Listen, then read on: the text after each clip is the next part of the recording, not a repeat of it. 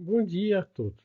Vamos apresentar aqui algumas reflexões, um pequeno trabalho sobre o cálculo de um índice de confiabilidade de uma probabilidade de falha. Esse trabalho é feito em comum com Roberta Lima e Rubens Sampaio.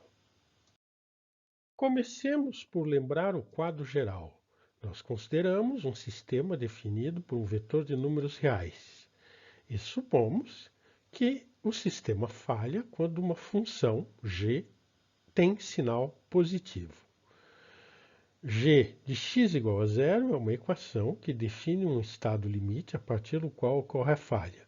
E isso divide o espaço em três regiões, tradicionalmente chamadas região segura, região de falha e estado limite. Quando desejamos estudar um ponto x, é usual posicionar x na origem, fazendo uma simples transformação que traz o ponto x a 0, 0, 0, 0, 0. Com isso, a função g torna-se uma função de duas variáveis, de x e de u. Evidentemente, é possível também tratar casos mais gerais, onde há uma função φ de xu que faz essa transformação. O que importa aqui é que nós dividimos um espaço onde agora x se encontra lá na origem e cuja variável é u em três regiões, da mesma maneira que as regiões precedentes. É preciso notar que, como a transformação depende do ponto de estudo x, a geometria vai variar com o ponto. Por exemplo, se consideramos um ponto de R2 e esta equação, podemos considerar os quatro pontos abaixo. E quando traçamos as curvas, vemos que elas são todas diferentes, segundo o ponto que consideramos. Uma noção que é muito utilizada é a noção de ponto de projeto. O x estrela é o estado limite mais próximo de x. Para calculá-lo, nós temos que minimizar a distância entre x e o estado limite. Vamos tentar encontrar o ponto x estrela da região de falha e do estado limite que minimiza esta distância. Trata-se então de uma projeção ortogonal de x sobre a região de falha.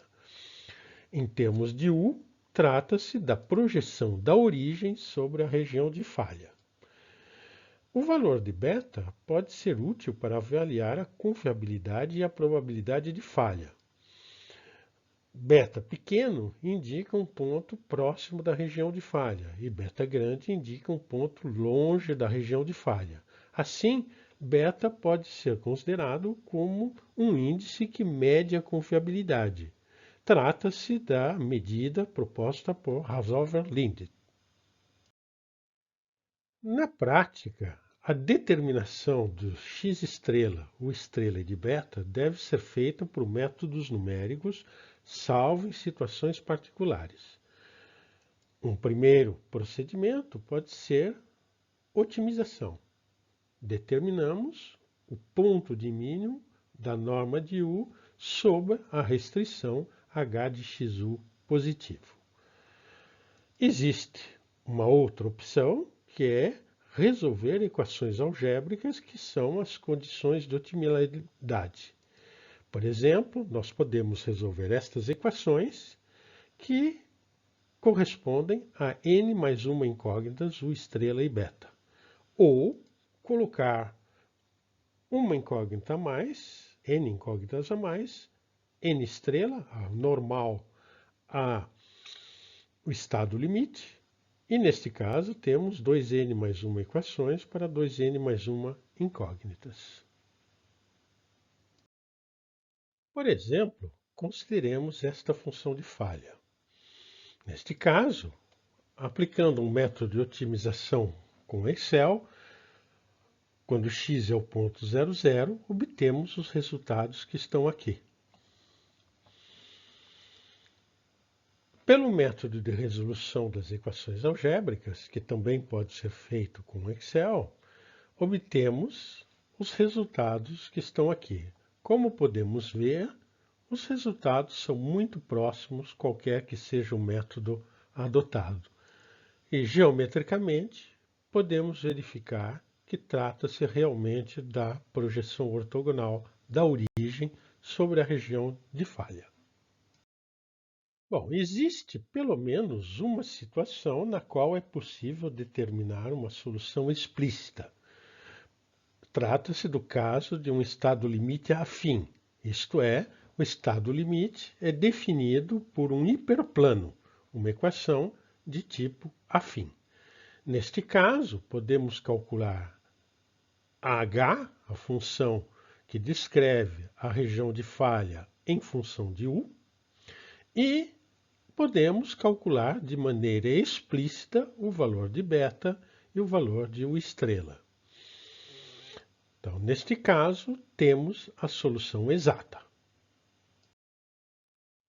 No caso de uma região de falha convexa, podemos aplicar o teorema de Rambanach, que indica que um convexo é a intersecção de todos os hiperplanos que o contém. Para um hiperplano dado, podemos aplicar a fórmula precedente e obtemos assim um valor de beta e uma estrela que estão associados ao hiperplano. Assim, para determinar o valor real de beta para a região convexa, basta determinar um supremo.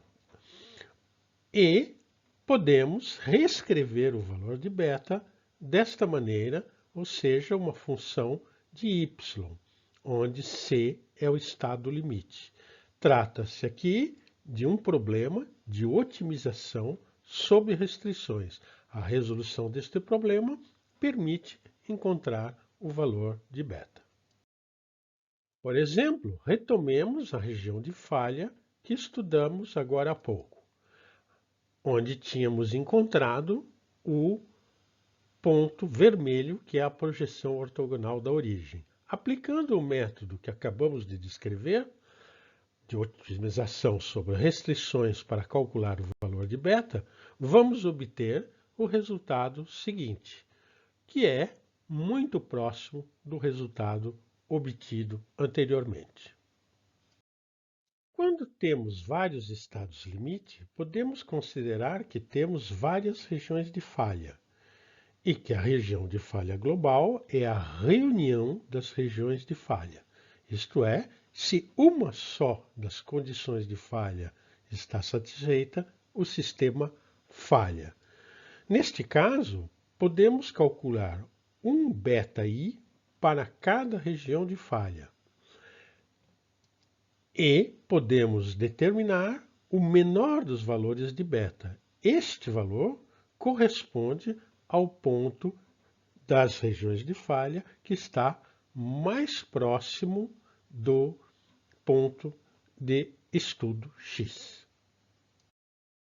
Por exemplo, consideremos três regiões de falha como estas. Podemos calcular a projeção ortogonal na região 1, na região 2, na região 3. Temos então três valores de beta e tomamos o menor deles. Aqui está o beta 3. Temos aqui um outro exemplo, onde mudamos a terceira equação. Neste caso, trata-se do segundo valor de beta. Podemos introduzir incertezas considerando que U é uma variável aleatória. Neste caso, vamos nos interessar pela probabilidade de falha, isto é, a probabilidade da região de falha. Podemos obter uma estimativa considerando a de R, que é o exterior do disco, da bola de raio R. E a estrela de x como sendo a de beta de x, isto é, o conjunto dos u's para os quais norma de u é superior ou igual a beta de x. Neste caso, a probabilidade de falha f verifica f inferior ou igual a p de a estrela de x. Em geral, vamos supor que u é um vetor gaussiano normalizado. Se não, é necessário utilizar transformações, como as transformações de Haushofer-Linde, a transformação de Rosenblatt ou a transformação de Nataf. Por razões de limitação de tempo, não vamos abordar estas situações. Consideremos o caso de um estado limite afim, onde G é a equação de um hiperplano. Lembrando que U é um vetor gaussiano, consideramos Z igual a H de XU, que é uma função afim. Neste caso, Z também é gaussiana e podemos calcular facilmente sua média e sua variância. Por conseguinte, a variável S igual a Z menos B sobre norma de A é uma variável gaussiana. Assim, a probabilidade de falha, que é a probabilidade de Z positivo, pode ser calculada de maneira exata e coincide com a probabilidade de termos S superior a beta de x. Logo, F é dado pela função cumulativa, ou função de repartição, da variável gaussiana, calculado no ponto menos beta de x. Quando temos uma região de falha convexa, começamos para lembrar uma propriedade dos conjuntos convexos que contém a origem, que é uma desigualdade. Esta desigualdade pode ser reescrita em termos da normal a estado limite. Podemos, então, caracterizar os pontos da região de falha através de um estado limite afim. Vemos que a região de falha está contida em uma região limitada por um estado limite afim. Podemos, então, calcular o beta associado a este estado limite afim e majorar a probabilidade de falha desta maneira.